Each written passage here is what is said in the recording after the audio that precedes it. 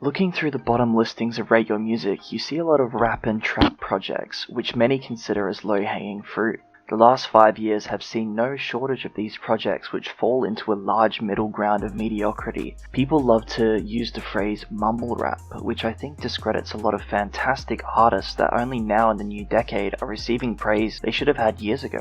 It's the same group of people that live in the nostalgia of what their dad played and considers anything after 2000 not real metal or rap, and this new garbage doesn't hold a candle to System of a Down. Did they even listen to it? Probably not. But the people look funny, and the funny looking people make bad music. And today, we look at a funny looking person who certainly did make some bad music.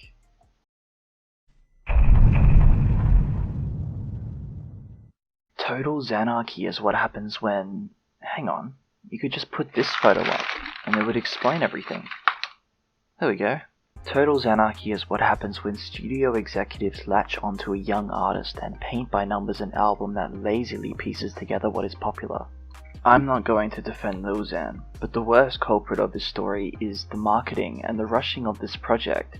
His whole shtick and what he was branding was selling his clouded, drug-addled music as a way to promote sobriety and kicking the drugs for good, with his breakout song Betrayed. They're good. Now we still have to die. That's how I look at it. And dying doesn't sound too fun.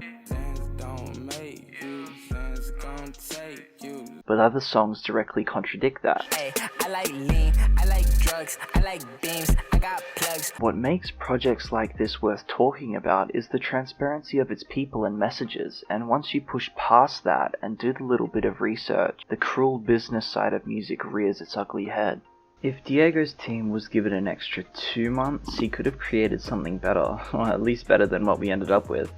Watch this, Lise. You can actually pinpoint the second this album is ruined. And now. Anything produced by Bobby Johnson was done on Diego's terms and released prior on SoundCloud, but the DJ Fu produced tracks, which are the ones everyone complains about the most, was done in-house. I want to point out the worst part of the album, but I'm finding it genuinely difficult to come to terms with my decision. The internet says TikTok with 2 Chainz, which, yeah, it's bad, but you know we are dealing with something special when there are 4 points that I thought was the worst part of the album. After some thought, I have to say Diamonds is one of the worst songs probably ever, and that's what I'm here to talk about. It is the perfect encapsulation of the worst of this type of music. It really shows this fine line between powerful and lazy. It's so easy to dismiss repetitive lyrics as uninspired, but when it works, it really works. And when it doesn't, well, stereotypes exist for a reason, right? It doesn't matter how much money the label throws at a song like this, there is no saving it. This is cutting room floor stuff buried under the other warm-ups you would do on a beat like this. The production of this album is highly polished, glossy, and what you would expect, but you can't let it carry you on track 4 of your debut studio album. As soon as Betrayed went off, Xan went platinum, got signed, and the studio wanted an album ASAP. Usual story for these breakout artists in the SoundCloud era. I wouldn't go as far to say Lil Xan was dead on arrival. I would even say his singles are better than other people in his rank like Lil Skies. So where is Lil Xan now?